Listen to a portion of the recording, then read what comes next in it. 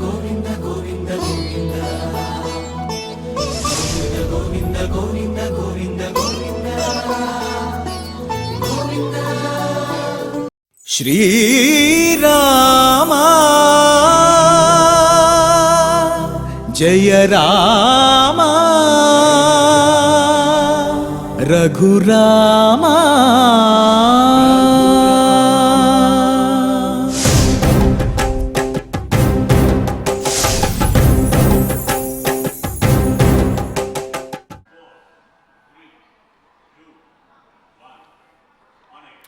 ఓం నమో వెంకటేశాయ. నిఖిల నిలయ మంత్రం నిత్యతత్వాఖ్య మంత్రం భవకులహర మంత్రం భూమిజా ప్రాణమంత్రం పవనజనుత మంత్రం పార్వతీ మోక్ష మంత్రం పశుపతి నిజ మంత్రం పాతు మాం రామ మంత్రం.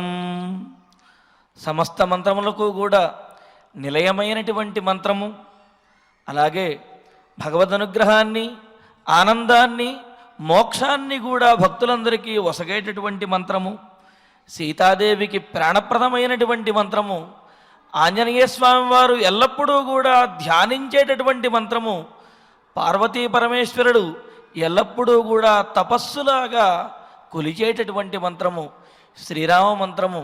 భక్తులందరినీ కూడా అనుగ్రహించాలి అని ఆ శ్రీరామచంద్రమూర్తిని ప్రార్థిస్తూ తదభిన్న స్వరూపుడైనటువంటి శ్రీవారి యొక్క అనుగ్రహంతో భక్తులందరూ కూడా సకల సంపదలతో తొలుతోగాలి అని ఆకాంక్షిస్తూ తిరుమల తిరుపతి దేవస్థానం వారు స్వామివారి సన్నిధిలో నిర్వహిస్తున్నటువంటి శ్రీమద్ రామాయణం బాలకాండ పారాయణ కార్యక్రమం నేటికి మనం 140వ రోజులో ప్రవేశించాము.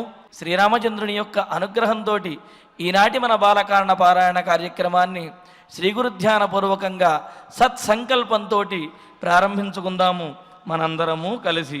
శ్రీ గురుధ్యానం.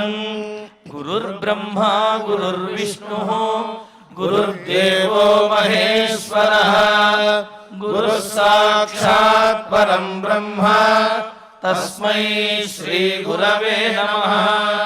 శ్రీనివాస ధ్యానం శ్రీ వెంకటాచలాధీశం శ్రియాధ్యాసిత వక్షసం శ్రితచేతన మందారం శ్రీనివాసమహం భజే.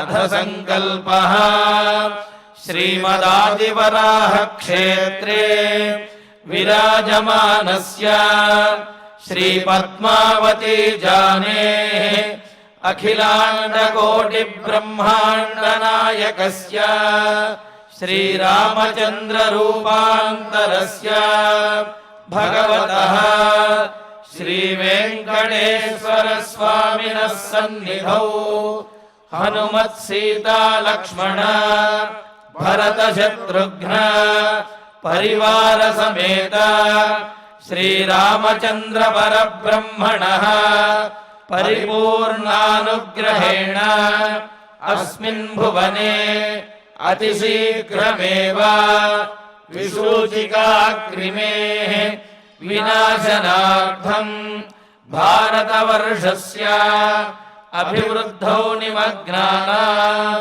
విద్యా విత్త వాణిజ్య కృషి వైద్య వైజ్ఞానిక దేశరక్షణాదిరంగేషు విద్యమానానాం ఆస్తిక మహాజనానాం సర్వేషాం సకుటుంబానాం ఆయురారోగ్య ఐశ్వర్య సద్బుద్ధి ఇత్యాది సర్వశుభఫల ప్రాప్త్యర్థం తేషాం సర్వతోముఖాభివృద్ధి ద్వారా శ్రీరామరాజ్యస్య పునర్వ్యవస్థాపనార్థం అనూఢానాం శీఘ్రమేవ వివాహసిద్ధ్యర్థం దంపతీనాం అనుకూల దాంపత్య సిద్ధ్యర్థం సంతానార్థినాం శీఘ్రమేవ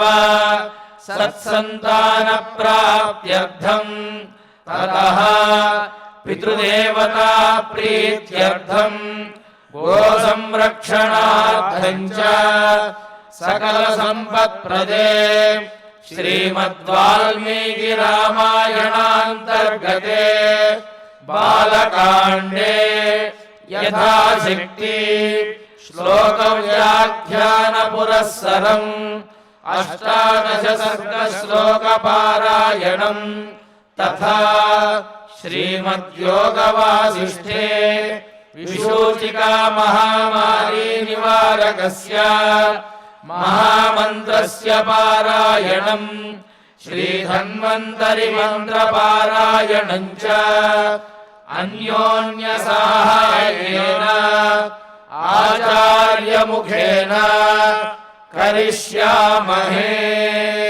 श्रीवाल्मीकि प्रार्थना।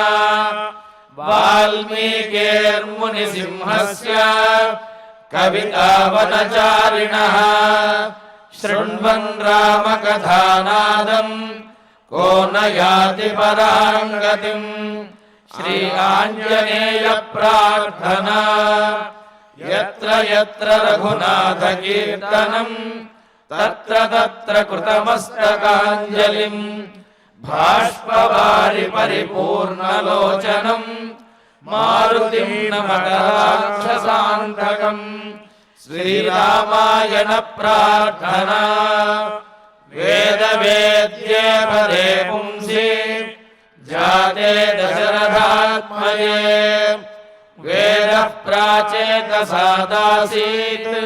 साक्षात् रामायणात्मना।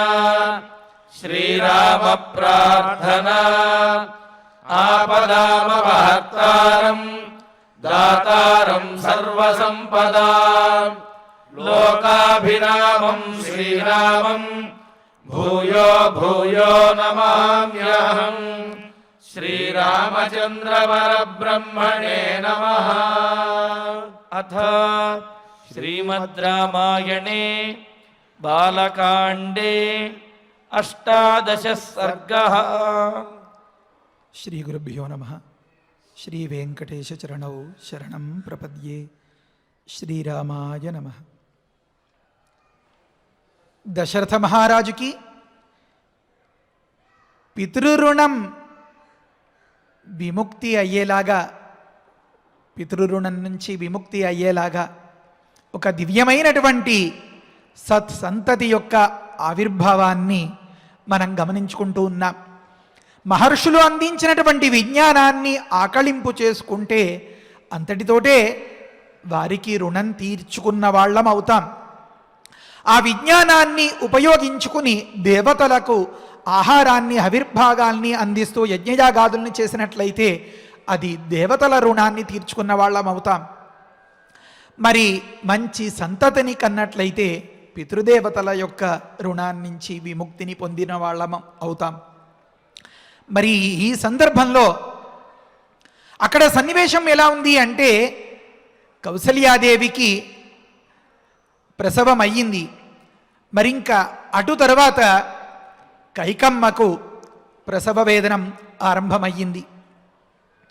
ఈ సందర్భంలో ఒక చిన్న మాట, విష్ణోరర్ధం మహాభాగం పుత్రమైక్ష్వాకువర్ధనం అని వాల్మీకి మహర్షి బహుశా ఈలోపుగా అనిపించిన భావాలు, వారి వారిని బట్టి పరిశీలిస్తే అనిపించిన ఆలోచనలు మనకి తెలపడానికి ఇలా చెప్పి ఉంటారు.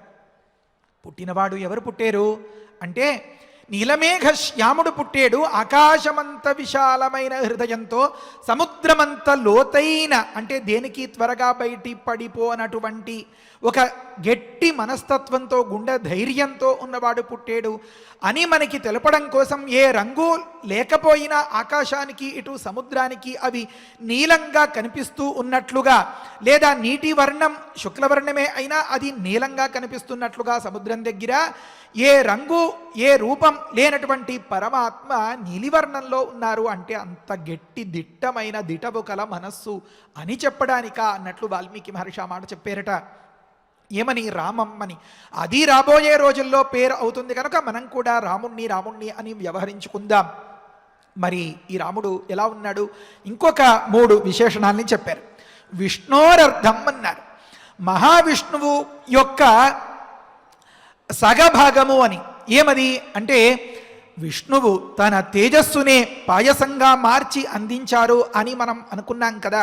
కనుక ఆ పాయస భాండంలో సగభాగాన్ని తీసి కౌసల్యాదేవికి ఇచ్చారు దశరథులు అని అనుకున్నాం కదా.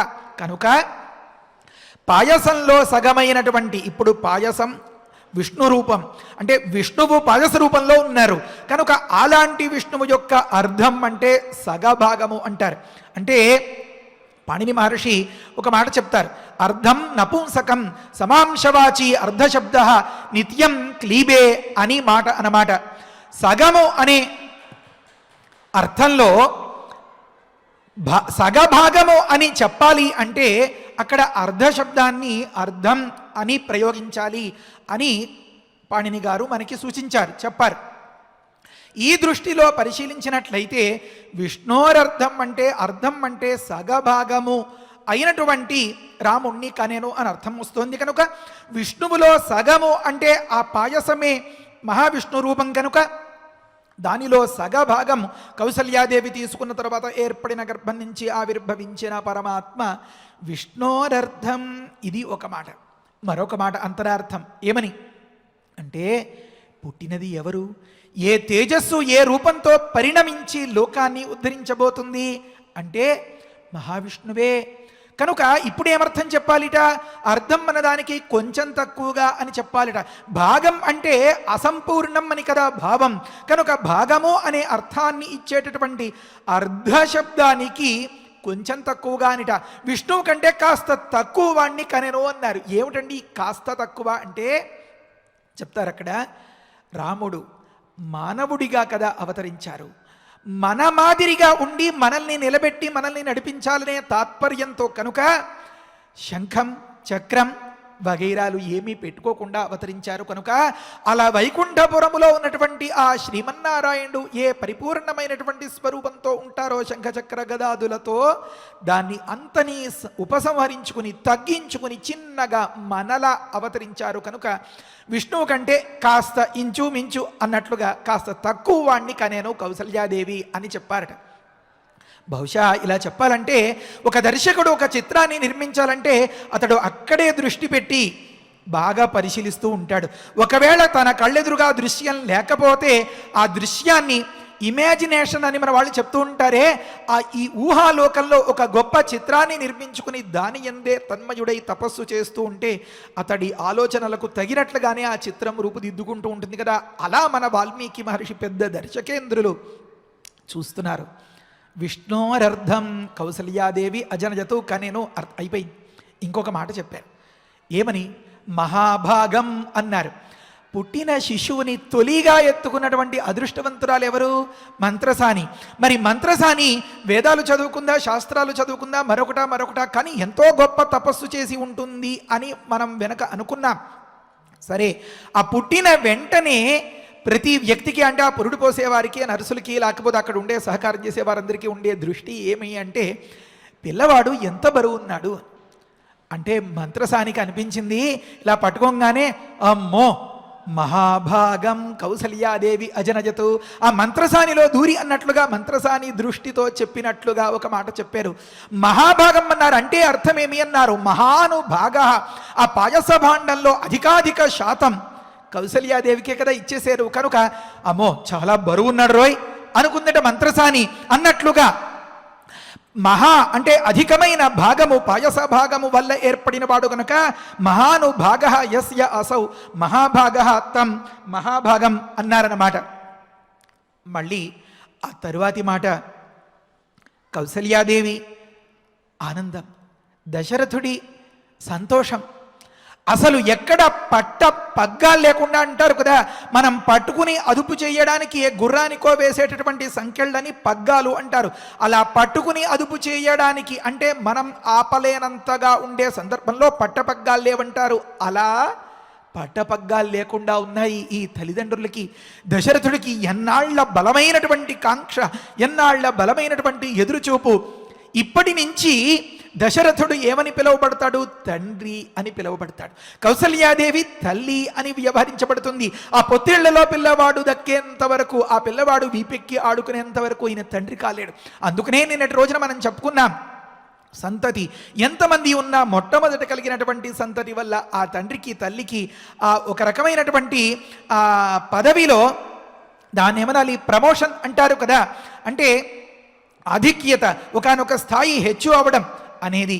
ప్రజయాహి మనుష్య పూర్ణ అని ఉంది కనుక తనకు పరిపూర్ణతను తెచ్చిపెట్టినటువంటి, తనకి ఉన్నత పదవిని కట్టబెట్టినటువంటి ఆ పిల్లల పట్ల, ఆ ప్రథమ సంతతి పట్ల మరి ఆ తండ్రికి ఉండేటటువంటి ఆనందం ఇంత అంతనా కనుక ఒక్కసారి దశరథుడి దృష్టితో పరిశీలిస్తే చెప్పారు వాల్మీకి మహర్షి, విష్ణోరర్థం మహాభాగం, మహాభాగుడైనటువంటి రాముణ్ణి కౌసల్యాదేవి కనెను. ఇప్పుడేమీ అర్థం, మహానుభాగ భాగ్యం, గొప్ప అదృష్టరేఖ, గొప్ప సుడి, సంతోషం, అదృష్టం, ఇదంతా ఎవరి వల్ల కలుగుతాయో అటువంటి వాణిని కనెను కౌసల్యాదేవి అని చెప్పడం కోసం విష్ణోరర్థం మహాభాగం అని చెప్పారట వాల్మీకి మహర్షి.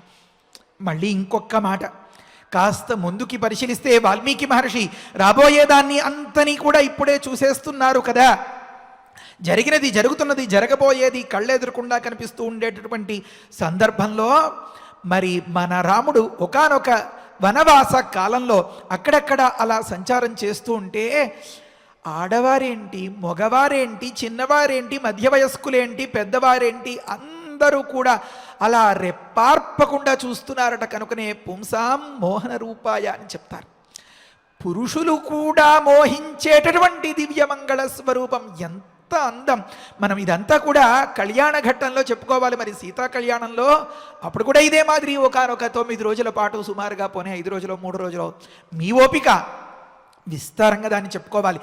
పనివారందరూ కూడా అలా ఏదో ఒక విద్యుదాఘాతం అంటారే, కరెంట్ షాక్ కొట్టిన వాళ్ళు ఏ రకంగా చలనం లేకుండా అయిపోయినట్లుగా రాముణ్ణి చూసిన వాళ్ళు అలాగే అయిపోయారట.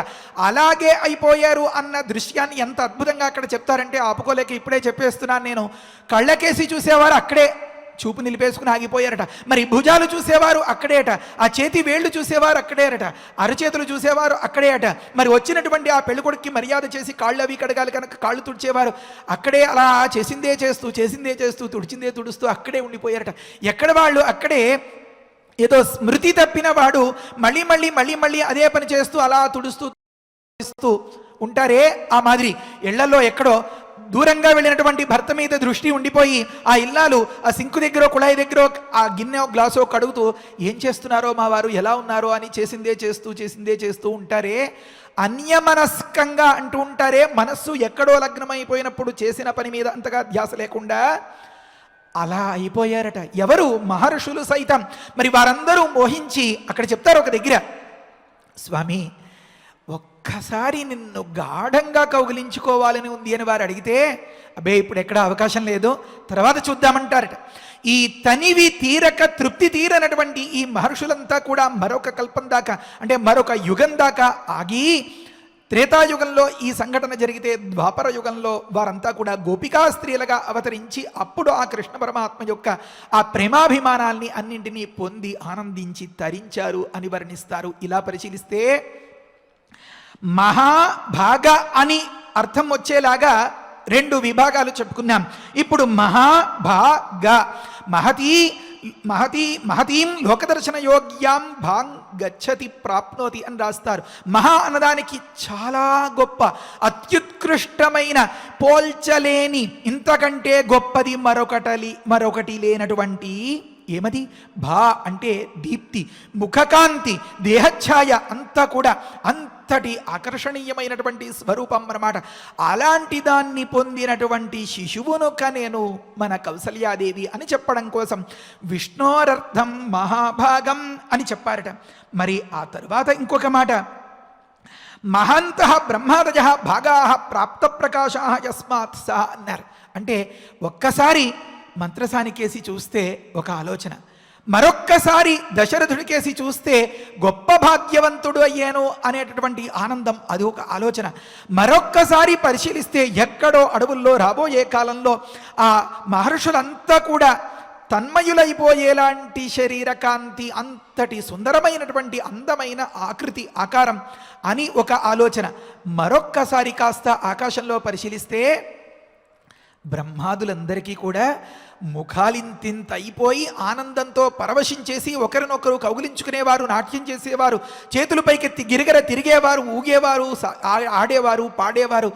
అలా ఉంది. అంటే ఒక్క మాటలో చెప్పాలంటే బాగా హుషారు ఉన్నవాడికి, బాగా సరదాలు ఆసక్తి అది ఉన్నవాడికి, బాగా అభిరుచి ఉన్నవాడిని ఒకానొక పెద్ద ఏదో ఎగ్జిబిషన్లోనో ఎక్కడో జైంట్ వీల్ ఏదో చెప్తుంటారే అది ఎక్కించి ఆ ఉయ్యాల జుయ్యమని అలా ఊగిస్తూ ఉంటే, గాలిలో తేలిపోతూ ఉంటే ఎంత ఆనందమో అంత ఆనందంలో ఉన్నారు గాలిలోనే ఉన్న ఈ బ్రహ్మాదులంతా. ఇది చూసిన వాల్మీకి మహర్షి చెప్పారు విష్ణోరర్థం మహాభాగం. ఇక్కడ మహా అన్నదానికి మహాత్ములు, మహనీయులు, బ్రహ్మాది సకల దేవతలు అనర్థం. వీరంతా కూడా మహాంతః బ్రహ్మాదయ భాగా అంటే భాగ అని అర్థం అన్నమాట.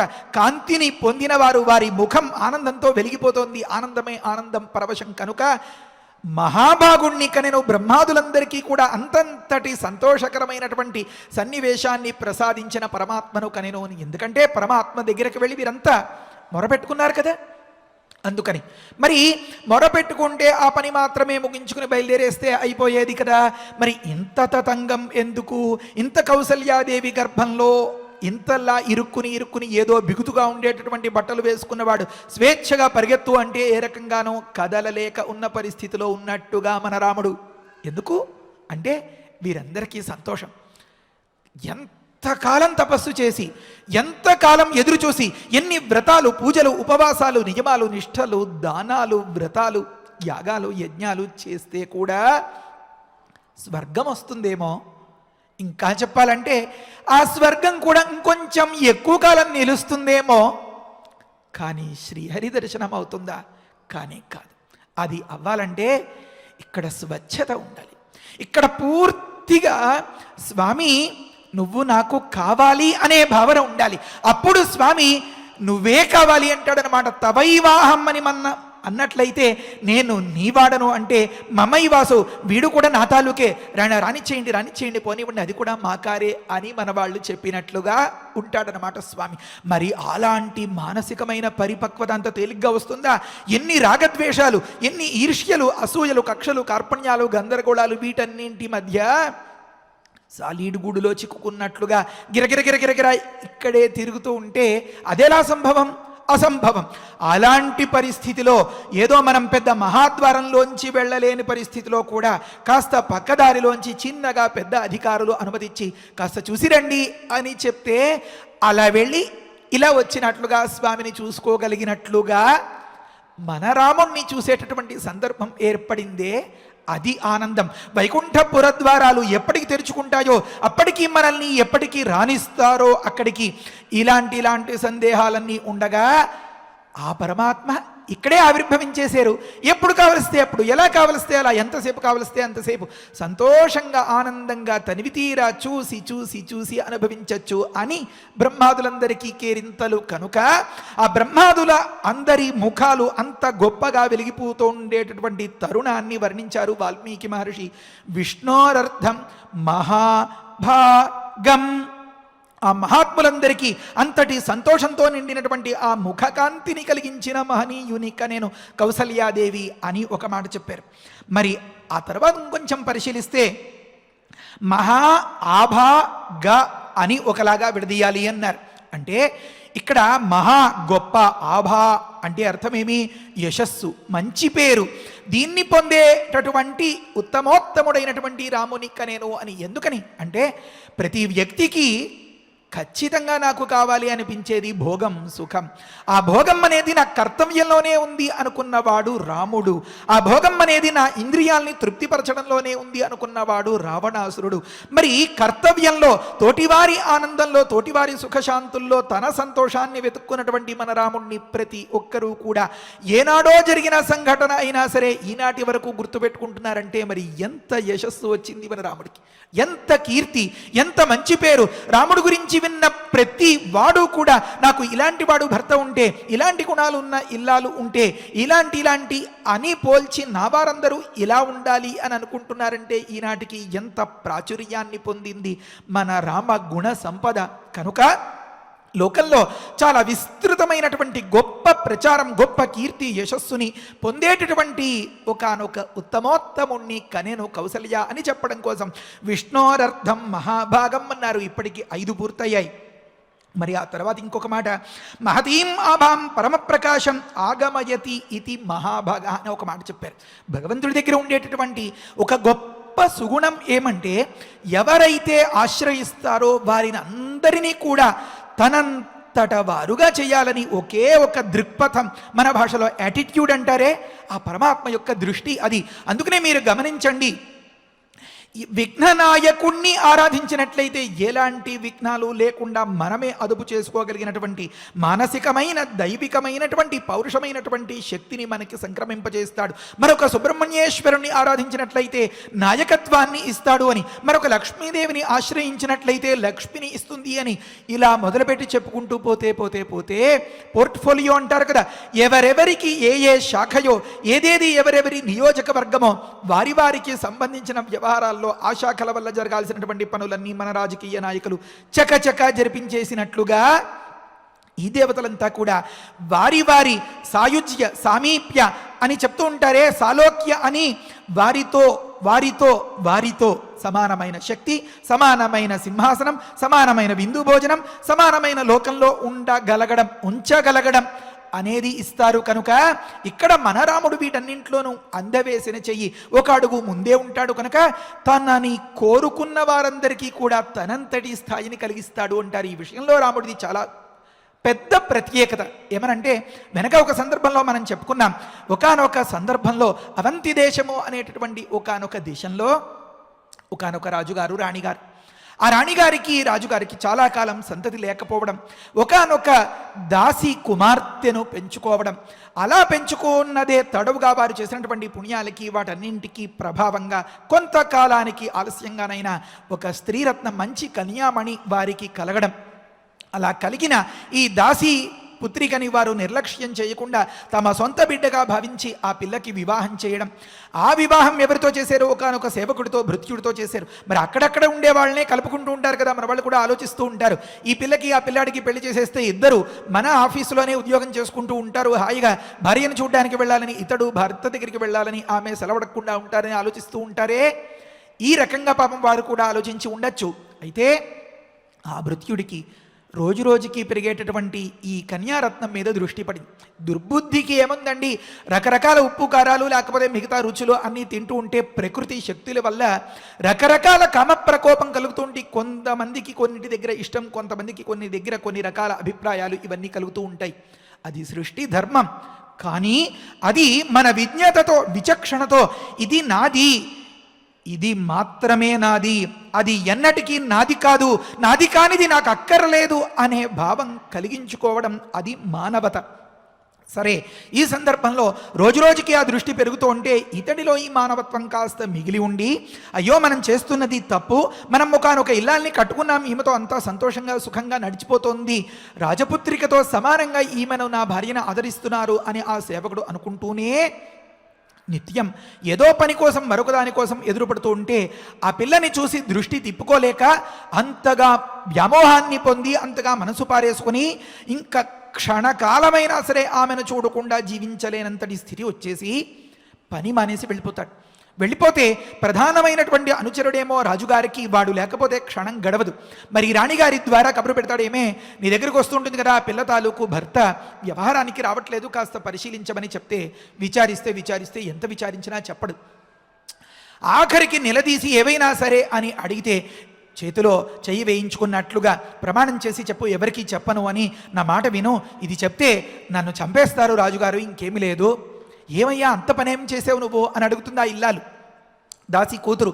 అంటే ఇతడు చెప్తాడు, ఏమి లేదే, ఒకానొక కూడని దుర్బుద్ధి, ఏమి పాడుగాలమో ఏమో నా దృష్టి ఇలా అయిపోతుంది, ఆ రాజుగారి అమ్మాయి మీద నా మనసు అయిపోయిందే, ఆమెను వివాహం చేసుకోవాలని చాలా బలంగా ఉంది నాకు లోపల కుతూహలం, ఇది తట్టుకోలేకపోతున్నాను, కనుక నేను ఇంకా అక్కడ పనికి రాలేను, ఎక్కడో దూరంగా ఉండి నా కాలక్షేపం చేస్తాను అని చెప్తాడు. అయితే కన్న తల్లి లాంటి వ్యక్తి కనుక మహారాణి గారిని మోసం చేయలేక, దీన్ని దాచలేక పాపం ఆమె వెళ్ళి చెప్పేస్తుంది. చెప్పగానే ఒక్క క్షణం ఆలోచించి ఆ రాణిగారు అంటుంది, ఓస్ ఇంతేనా, ఇలా రమ్మని వాణ్ణి అంటుంది. అయితే ఈ విషయం అంతా తెలియక ఆ సేవకుడు అమ్మో ఈ పొడతో నన్ను ఉరి తీసేస్తారో అని చెప్పి ఇంకేదో ఆఖరి మాట అనుకున్నట్లుగా వాడు అలా అడుగులో అడుగు వేసుకుంటూ పిల్లిలా భయపడుతూ వస్తాడు. ఏమి కారణం వివరాలంతా అడిగిన తర్వాత చెప్తుంది రాణిగారు, అయితే ఒక కండిషన్, ఒక నియమం, ఒక నిబంధన. కండిషన్ అంటే నిబంధన అంటే కరెక్ట్గా ఉంటుందేమో. నా కూతుర్ని వివాహం చేసుకోబోయేవాడు మరి అంతో ఇంతో కొంతైనా ఆ కాస్త రాజభోగంతో ఉండాలి కదా, వాడికి చిన్న ఒక మండలానికైనా ఒక ప్రాంతానికైనా అధ్యక్షుడిగా ఉండాలి కదా, అంగరాజుగానైనా. కనుక నువ్వు అంతటి పని సాధించుకు వచ్చినట్లయితే నా కూతుర్నిచ్చి తప్పకుండా వివాహం చేస్తాను అంటుంది ఆ రాణిగారు. చేస్తే అలా ఉపాయం చెప్తే, నిబంధన పెడితే మళ్ళీ ఈ సేవకుడు ఆలోచనలో పడతాడు. ఒక క్షణం.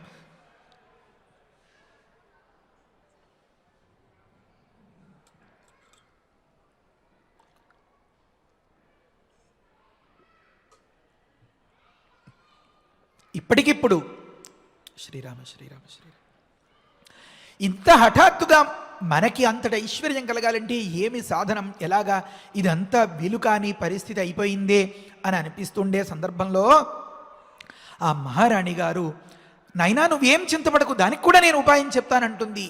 పిలిచి చెప్తుంది. ఆ మహారాణి గారు పరమ రామభక్తురాలు. నిరంతరం మన పార్వతీదేవి గురించి ఎలా చెప్పుకుంటూ ఉంటామో అలా ఒక్క శ్లోకమైన శ్రీమద్ రామాయణాన్ని వినకుండా, ఆ నామాన్ని జపం చేయకుండా రోజుకి కొన్నిసార్లైనా అసలు రోజు కూడా గడవనంతటి పరిస్థితిలో ఆ రామమంత్రం సిద్ధించినటువంటి మహాసాధ్వీ శిరోమణి అన్నమాట. ఇలాంటి సందర్భంలో ఈ రామమంత్రాన్ని ఉపదేశం చేసి, నాయనా సుమారుగా ఒక 12 లక్షల సార్లు దీన్ని భక్తితో ఏకాగ్రతతో, ఏ విధమైనటువంటి వేరే ఆలోచనలు లేకుండా, ఏ రకమైనటువంటి కామవాంఛలు వగైరాలు, అధర్మం పట్ల ఆసక్తి లేకుండా కనుక నువ్వు జపం చేసినట్లయితే నీకు తప్పకుండా సిద్ధిస్తుంది అని చెప్తుంది. అంటే ఉపదేశం చేసే వారి యొక్క గొప్పతనం వల్ల ఆ మంత్రశక్తి వారిలోంచి వీరికి సంక్రమిస్తుందన్నమాట. అలా ఏదో సిద్ధం చేసి స్టార్ట్ చేసి అప్పచెప్పినటువంటి ఒకనొక బైక్ తీసుకుని ఆ రేసులో వెళ్ళేవాడు, పోటీలో పరిగెత్తేవాడు పరిగెత్తినట్లుగా వీడు ఇంకా అసలు పట్టరాని ఆనందంతో అలాంటి ఉపదేశాన్ని పొంది, ఉపాయాన్ని పొంది జపం చేయడానికి వెళ్తాడు అని. అలా వెళ్ళిన తరుణంలో ఒకానొక సందర్భంలో ఎక్కడో చెట్టు కింద కూర్చుని అలా జపం చేసుకుంటూ ఉంటే, రామమంత్రం జపం చేస్తే ఐశ్వర్యం స్వస్య పూజనాతో అని ఒకనొక దగ్గర ఉంది. అపరిమితమైనటువంటి సిరి సంపదలు కలగాలంటే ఏం చేయాలో దానికి ఓ ప్రక్రియా విధానం.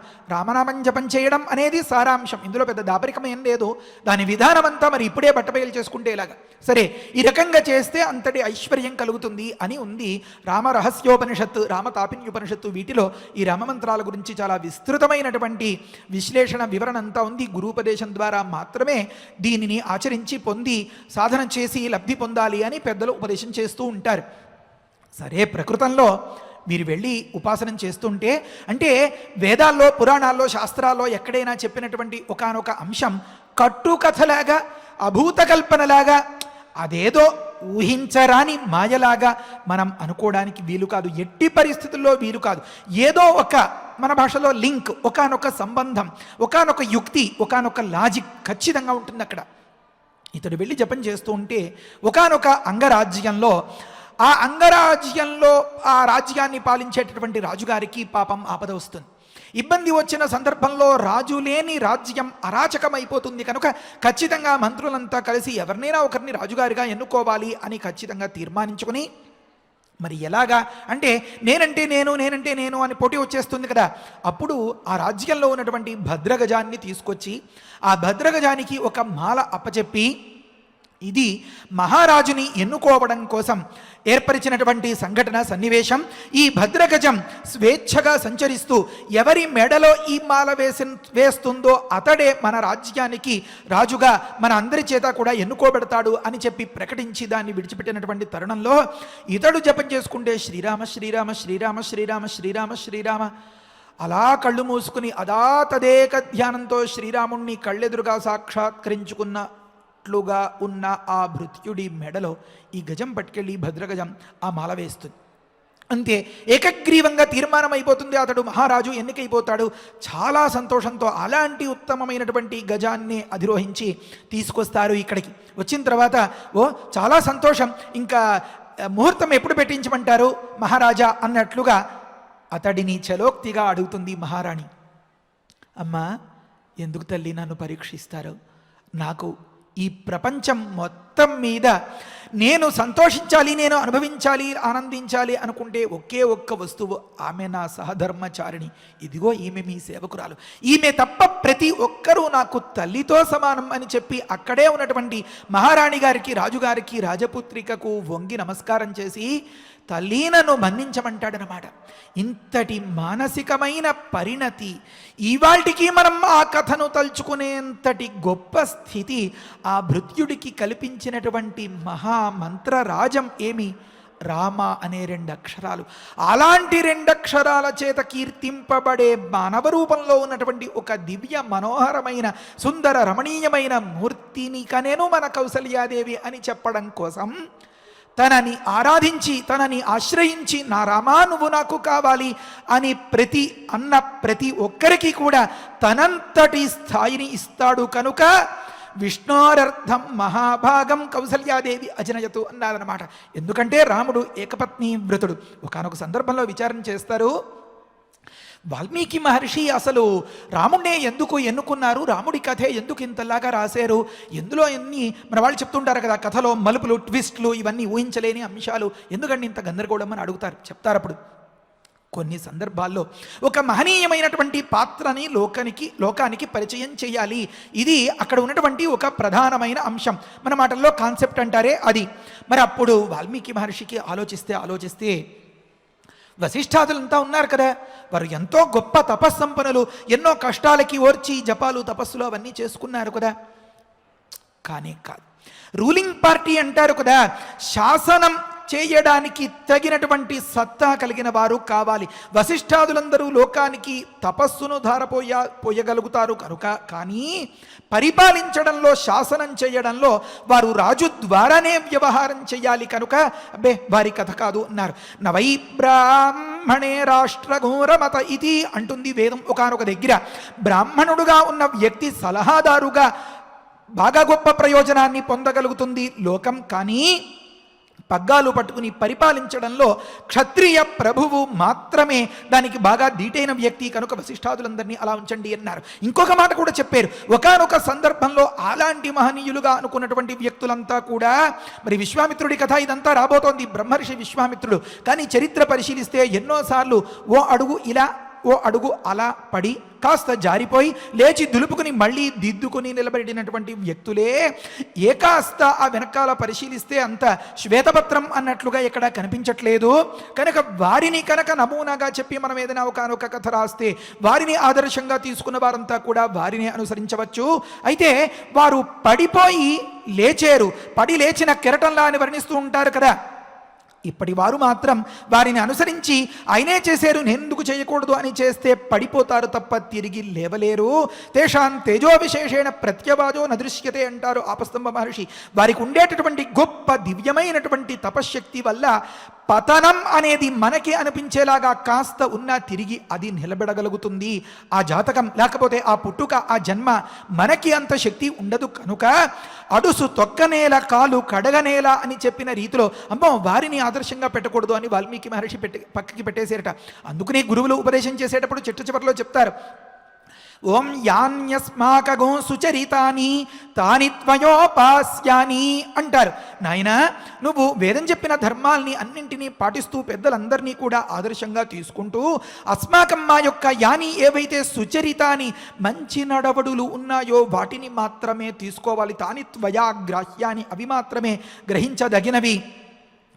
నో ఇతరాణి అని చెప్తుంది. ఎట్టి పరిస్థితుల్లో ఇతరములైనవ ఏదైనా ఆపదలో లేకపోతే ఏదైనా విధి లేని పరిస్థితిలో ఏదైనా ఆపద్ధర్మంగా ఉన్నప్పుడు ఏదైనా అశక్తత కలిగినప్పుడు మేము చేసిన పనులను నువ్వు చేయకూడదు సుమా. అలా చేస్తే మేము దిద్దుకున్నట్లుగా నువ్వు దిద్దుకోలేవు, పతనమైపోతావు కనుక వాటిని ఆదర్శంగా తీసుకోవద్దు అని చెప్తారు. ఇలాంటి సందర్భంలో ఒకానొక రేఖను కాస్త తప్పడం అనేది అక్కడ ఇక్కడ తటస్థిస్తోంది కనుక అమ్మో వారిని ఆదర్శంగా పెట్టి మన కథ అంతా నడిపిస్తే తేడా వస్తుంది అని అనుకున్నారట. సరే, మరి దశరథుడు ఉన్నాడు కదా, ఒకానొక దగ్గర చెప్తారు, గుణైర్ దశరథోపమం అంటారు. దశరథుడు రాజుగా ఉన్నవాడు, శాసనకి బాగా పనికొచ్చేవాడు, లోకోపకారం చేసేవాడు, అన్ని సుగుణాలు నిండుగా ఉన్నవాడు. అంటే నేను చాలా సంక్షేపించి చెప్పేశాను. వీరా వీరా వీరా వీరా. ఒకానొక దర్శకుడు ఎవరిని కథానాయకుడిగా పెట్టి మన చిత్రాన్ని నిర్మించాలి అంటే ఎంతో పరిశీలించారు అని పత్రికల్లో రాస్తూ ఉంటారే, ఆ సక్సెస్ మీట్లో చెప్పినప్పుడు ఆ విషయాలన్నీ తెలుస్తూ ఉంటాయే విజయోత్సవ సభలో. ఆ రకంగా ఇది పరిశీలిస్తే కూడా దీని వెనకాల చాలా కథ నడిచింది. అలా నడవగా నడవగా నడవగా నడవగా చిట్ట చివరికి దశరథుడు మిగిలారు.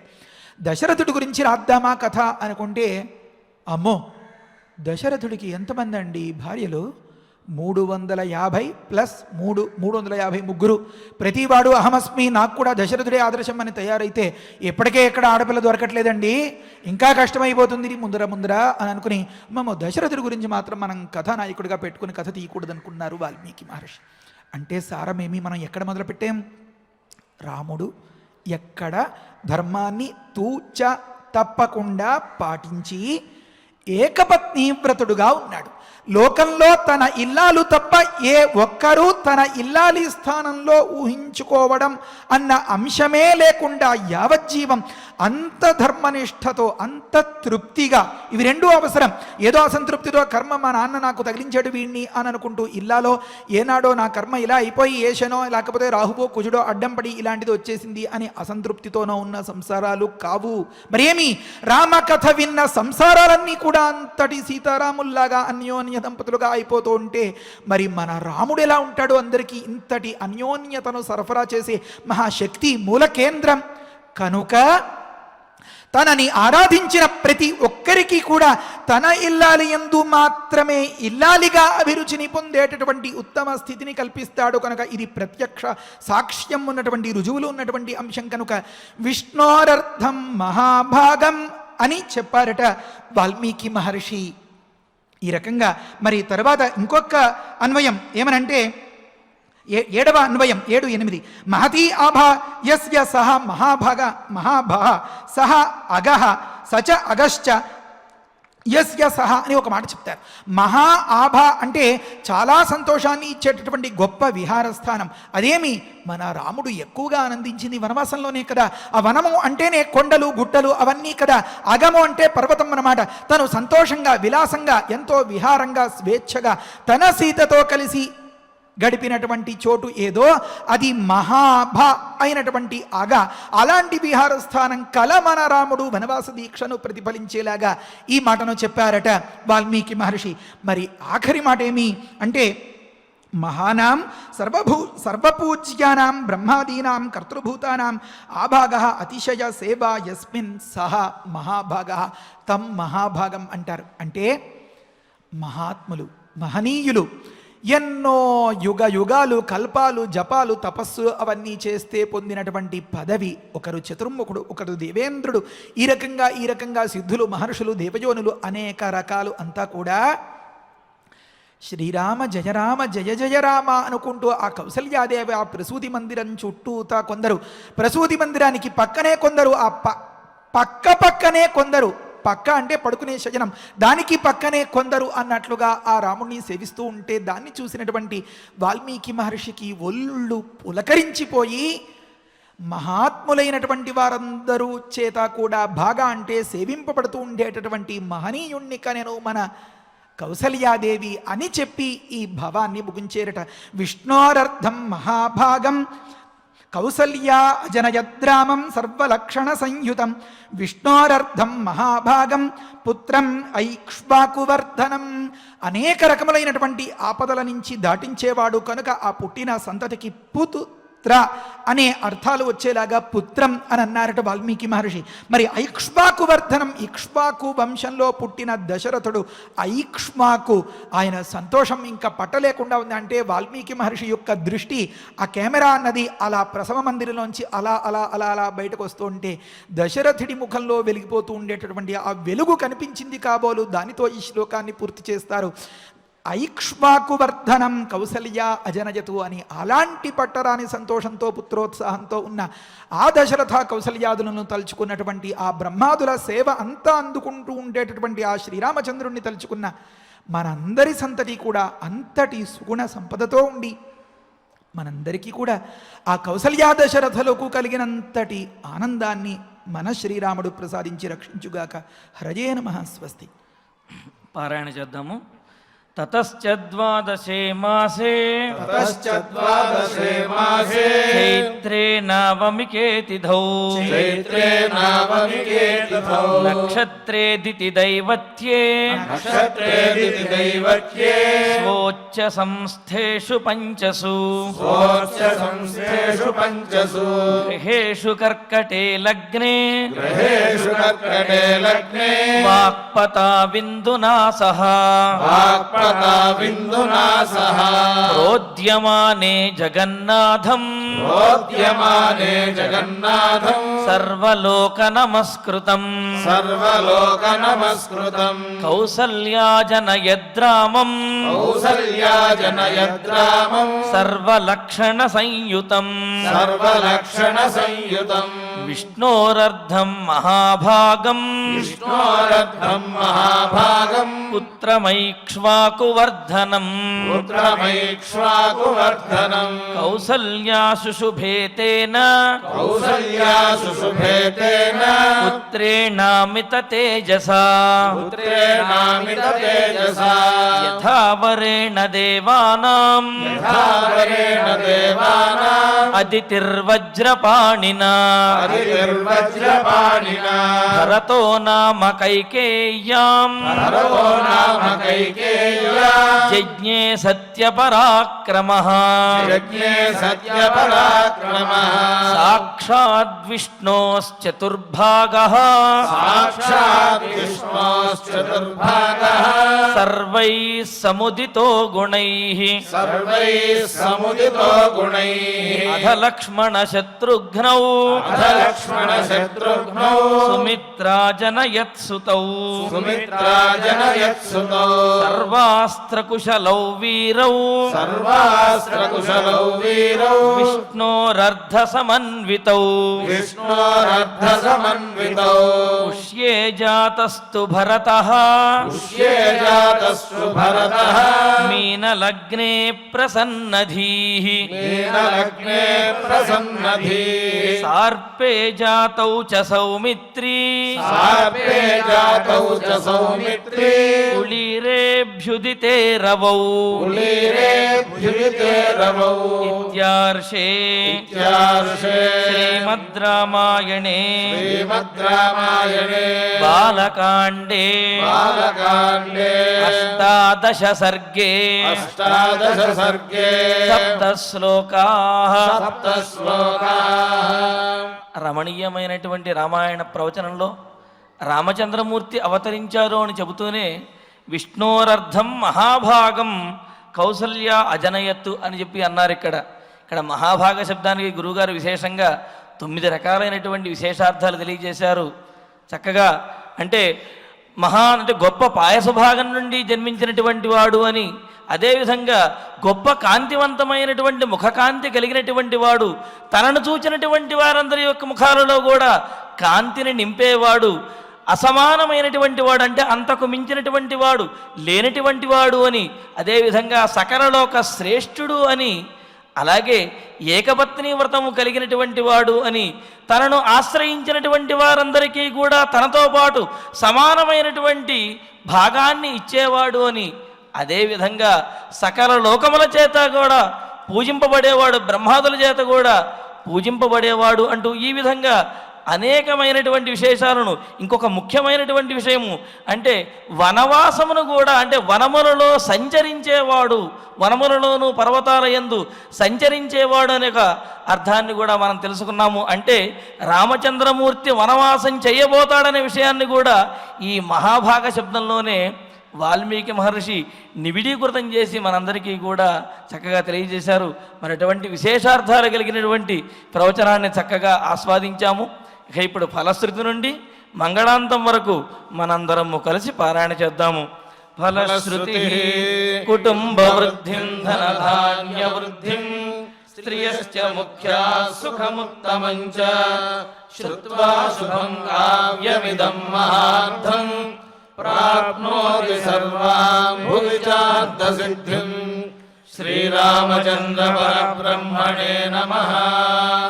अथ श्रीमद्योगवासिष्ठे उत्पत्तिप्रकरणे 69तमः सर्गः।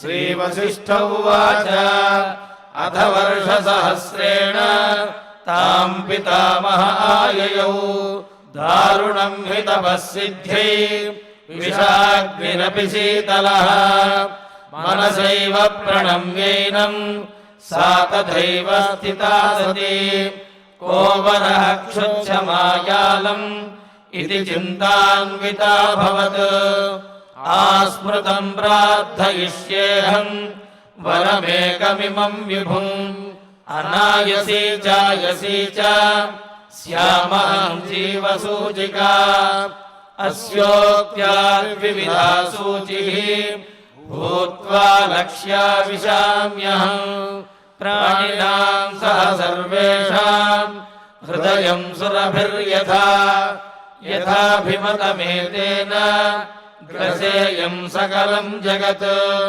क्रमेण क्षुद्विनाशाय क्षुद्विनाशः परं सुखम् इति सञ्चिन्तयन्तीं ताम् उवाच कमलालयः अन्यादृश्यास्तथा दृष्ट्वा स्तनिताभ्ररवोपमम् ब्रह्मोवाच पुत्रि कर्कटिके रक्षः कुलशैलाभ्रमालिके उत्तिष्ठत्वं तु दुष्टोऽस्मि गृहाणाभिमतं वरम् कर्कट्युवाच भगवन् भूतभव्येश स्यामहं जीवसूचिका अनायसी चायसी च विधेर्पयसि चेद्वरम् श्रीवसिष्ठ उवाच एवमस्ति तामुक्त्वा पुनराह पितामहः सूचिकासोपसर्गात्वं भविष्यसि विसूचिका सूक्ष्मया मायया सर्वलोकहिंसां करिष्यसि दुर्भोजना दुरारम्भाः मूर्खा दुस्थितयश्च ये दुर्देशवासिनो दुष्टाः तेषां हिंसां करिष्यसि प्रविश्यादयं प्राणैः पद्मप्लीहादिबाधनात् वातलेखात्मिका व्याधिः भविष्यसि विसूचिका सगुणं विगुणं चैव जनमासाधयिष्यसि गुणान्वितचिकित्सार्थं मन्त्रोऽयन्तुमयोच्यते ब्रह्मोवाच हिमाद्रेरुत्तरे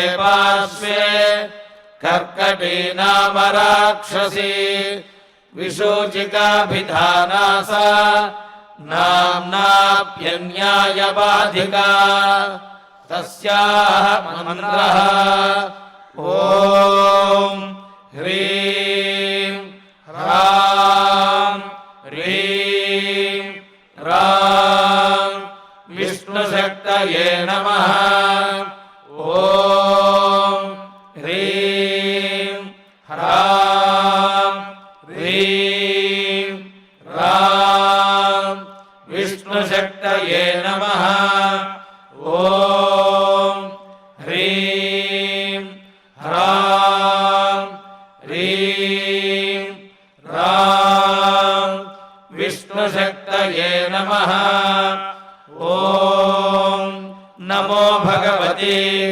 विष्णुशक्तिमेना ॐ हर हर नय नय पच पच मध मध उत्सादय उत्सादय दूरे कुरु स्वाहा हिमवन्तं गच्छ जीव सह सह सह चन्द्रमण्डलगतोऽसि स्वाहा ॐ नमो भगवते विष्णुशक्तिमेना ॐ हर हर नय नय पच पच मध मध उत्सादय उत्सादय दूरे कुरु स्वाहा हिमवन्तं गच्छ जीवा सह सह सह चन्द्रमण्डलगतोऽसि स्वाहा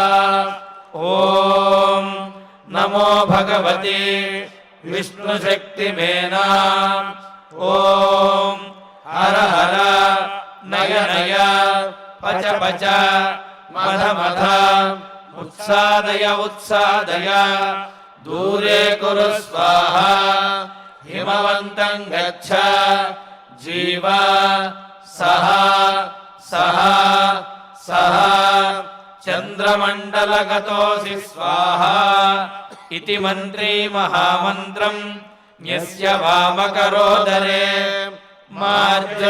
मार्जयेदातुराकारं तेन हस्तेन संयुतः हिमशैलाभिमुख्येन विद्रुतान्तां विचिन्तयेत् कर्कटीं कर्कशाक्रन्दां मन्त्रमुद्गरमर्दिताम् आतुरं चिन्तयेच्चन्द्रे रसायनहृदि स्थितम् अजरामरणं युक्तं मुक्तं सर्वाधिविभ्रमैः साधको हि शुचिर्भूत्वा स्वाचान्तः सुसमाहितः क्रमेणानेन सकलां प्रोच्छिनत्ति विशूचिकाम् इति गगनगतः त्रिलोकनाथः गगनगसिद्धगृहीतः सिद्धमन्त्रः गतः उपगतशक्रवन्द्यमानः निजपुरम् अक्षयम् आयम् उज्ज्वलश्रीः इति श्रीमद्योगवासिष्ठे उत्पत्तिप्रकरणे 69तमः सर्गः। अथ धन्वन्तरिध्यानम् अच्युतानन्द गोविन्द विष्णो नारायणामृत रोगान्मे नाशयाशेषान् आशु धन्वन्तरे हरे आरोग्यं दीर्घमायुष्यम् बलं तेजोधियं श्रियं स्वभक्तेभ्योऽनुगृह्णन्तम् वन्दे धन्वन्तरिं हरिं धन्वन्तरेरिमं श्लोकम् भक्त्या नित्यं पठन्ति ये अनारोग्यं न तेषां स्यात् सुखं जीवन्ति ते चिरम् ॐ नमो भगवते वासुदेवाय धन्वन्तरये अमृतकलशहस्ताय वज्रजलौघहस्ताय सर्वामय विनाशनाय त्रैलोक्यनाथाय महाविष्णवे स्वाहा ॐ वासुदेवाय विद्महे सुधाहस्ताय धीमहि तन्नो धन्वन्तरिः प्रचोदयात् अथ नवग्रह प्रार्थना आरोग्यं पद्मबन्धुर्वितरतु नितरां सम्पदं शीतरश्मिः भूलाभं भूमिपुत्रः सकलगुणयुतां वाग्विभूतिं च सौम्यः सौभाग्यं देवमन्त्री रिपुभयशमनं भार्गवः शौर्यमार्किः दीर्घायुः सैंहिकेयः विपुलतरयशः केतुः आचन्द्रतारम् अरिष्टानि प्रणश्यन्तु दुरितानि भयानि च शान्तिरस्तु शुभं मेस्तु ग्रहाः कुर्वन्तु मङ्गलम् अथ क्षमा प्रार्थना यदक्षरपदभ्रष्टम् मात्राहीनं च यद्भवेत् तत्सर्वं क्षम्यतां देव नारायण नमोऽस्तु ते अथ भगवत्समर्पणम् कायेन वाचा मनसेन्द्रियैर्वा बुद्ध्यात्मना वा प्रकृते स्वभावात् करोमि यद्यत् सकलं परस्मै नारायणायेति समर्पयामि अथ मङ्गलम् श्रियः कान्ताय कल्याणनिधये निधयेद्धिनाम् శ్రీవేంకటనివాసాయ శ్రీనివాసాయ మంగళం.